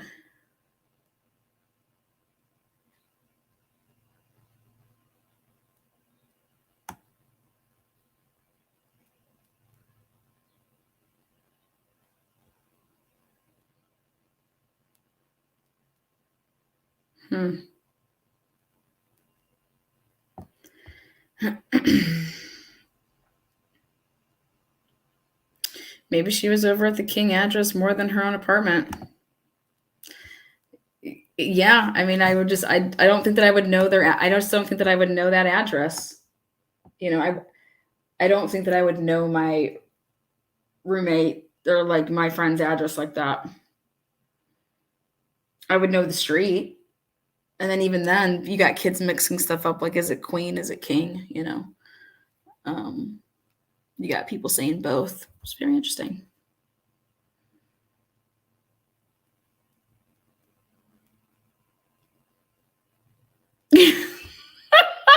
I just said, sue them for poisoning our food. Wake up, people. Stop eating anything you don't grow. Oh. Wake up, people. I want you starving. Oh, shit. Thank you for that laugh. Yeah, I mean, everything has preservatives in it. It's just when moms stop being housewives, you don't get the homemade food anymore.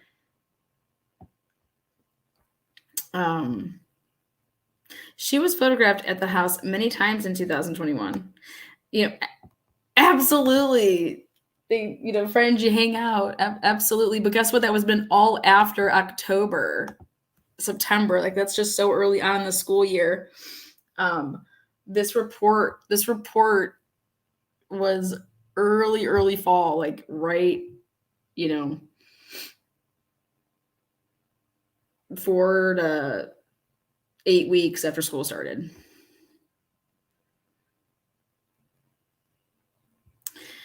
Yes, I will say that hands down, that'd be my complaint. Shannon Gray said in all of his 20 years of being a prosecutor, he says he has never seen a poor line of communication as in this case. Gray says G family has not been interviewed by prosecutors. Oh my God. I can see all this.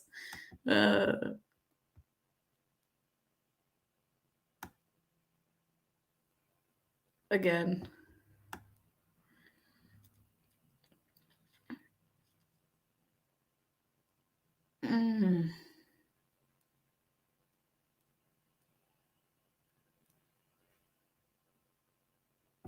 All this time passed and still no clear motive. Hi, Lana. Just stopped by to say hi. Busy day today. Your shows are awesome and you do amazing work. Thank you so much there, Tommy Jude. Thank you.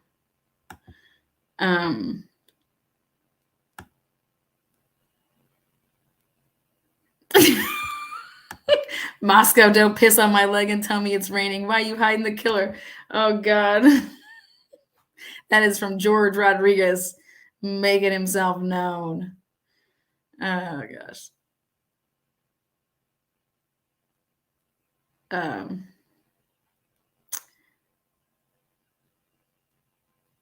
Atlanta, do you think that this means that the president of UI lived at the 1122 King Road house? I still find this so crazy. I know that the president lived at that house, but he didn't live there. Like, you think he wasn't like sleeping in fucking Maddie or Keely's bed living there? No, he lived there as a child. It's his one. President Green living as a roommate of 1122 King Road. Let's just start the rumors now. Jeez. I'm sorry, that was the best. Oh, God, I love it. The comment of the day goes to Lauren Ashley. You rock.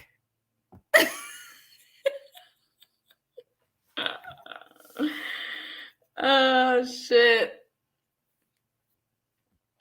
God. Oh, God, that was amazing. No. Coomer Scott Green, watch the beginning of the show and you'll find all the history out, but his parents own that home.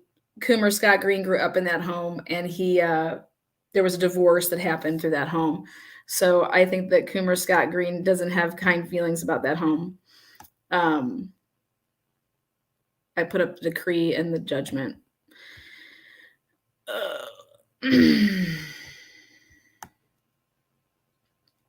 I met when he was younger. I know, but Lauren, I love it.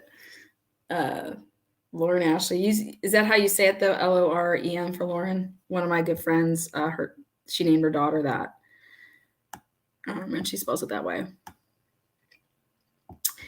I think we're gonna have to start talking about, and this was my intro to it, is we're gonna start talking about what the neighbors, you guys, I've shown all this body cam footage. These neighbors all talk to each other. They communicate to each other when the cops come by. They run to each other's houses. They all know each other. They're all friends. They all party together. They throw parties together. They know each other. They know what goes on. They know when people are having get-togethers. You just know what's up. When you have neighbors that are around you, your neighbor's going to know like your schedule. You're going to know theirs. You're going to know whose car's who. Maybe if you don't even know their names, you're going to be like, oh, the wife drives that car and the husband drives that car. But lately I've been seeing this little, pool guy come on over. Now he drives that car. But it's just, it's.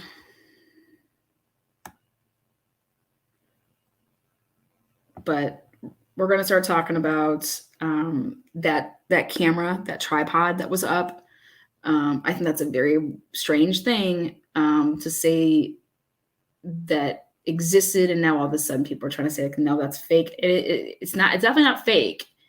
Now, what it could have on it, what it might not have on it, all those things. I want to talk about, and these are all things that are going to be coming up in very recent episodes that I'm going to be doing, putting together more of the timeline.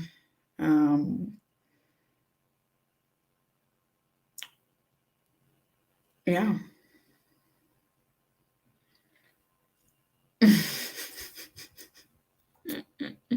So glad I don't have neighbors. You rat bastards, you guys spying on me. I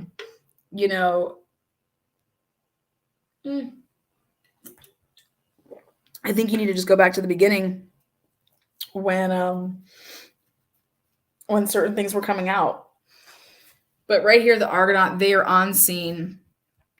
And this is the school paper. So think about it. Think about who can get the deets. Like the school paper. oh, hey, I know so-and-so, they live over there. Well, ask him what's up. Ask him this, ask him that. So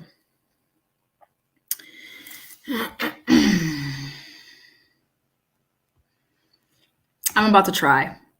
I'm going to try to get that. I finally got the names. So we're going to see what happens.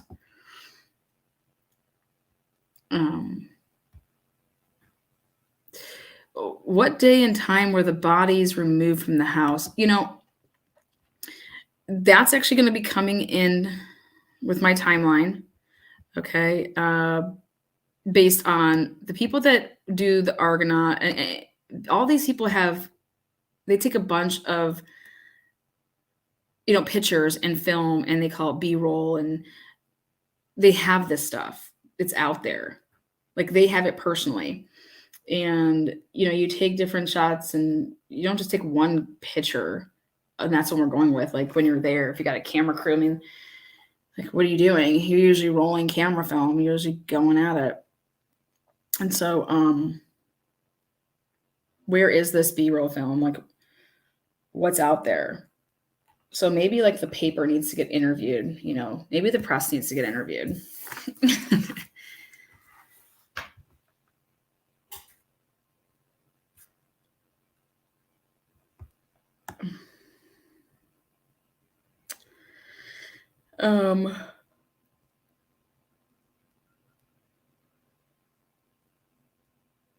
But yeah, you guys rock here at Truth and Transparency. Thank you guys for being part of the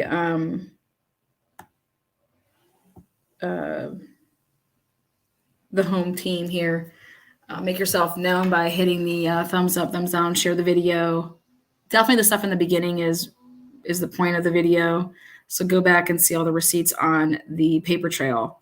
I am going to be revealing all of the places that Scott Perkey has resided, has used as an address, and all the ties to that. Now, I will be revealing stuff from the Francis Dupont, and all these people have all these LLCs in their names. All these people that are tied to this 1122 King Road house, they all have LLCs in their names. Tons of different LLCs. Some of them, they even have nonprofits that trace back to them and their addresses. So just trying to like figure out the best way that I want to go about that, and like a mapping thing with that, because these addresses are all over. It's that Small World Software LLC. I mean, that's IT. It's still around. It's never lost its active status, guys. What is Small World Software LLC? They could build websites like you wouldn't believe, websites that you need if you want somebody to come into your little fucked up world to look at fucked up things. You need websites that are so secure, that have user names, and then you have your passwords and stuff like that. So go take a look. But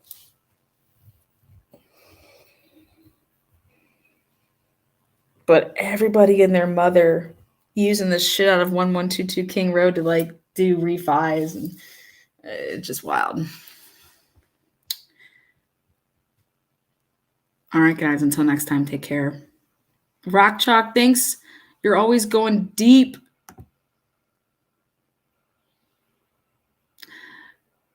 Thank you for the super chat there. Appreciate you. Again, you guys rock. You guys bring so much to it too. You guys always ask great questions. I love having intelligent people with, and trust me, guys, I've thought about it. Yes, Kaylee could have just said that address because that's where she was going back that evening, and if they were going to try to get in touch with her and stuff like that. But my gut is that it's not that. So Small World is a Disney saying. It sure is. All right, until next time, guys. Be kind to one another. See you soon. Hey, Sheldon Jeter Jr. is getting a new hearing, evidentiary hearing, due to the juror that was found by yours truly. That was the neighbor of Rachel Del Tondo. So make sure you guys check that out. Been working on that case since 2021 and finally got the news the other night that he is going to get that evidentiary hearing to see if juror misconduct happened, and it for sure did. So keep praying. Good vibes, Sheldon Jeter Jr. Again, thank you guys. Talk to you soon. I got this weed whacker dude over here. Like, what the hell was he thinking, man? He must not know. It's live Atlanta. You can't be running that weed whacker. All right, guys, take care. Love you, Peter Sassy.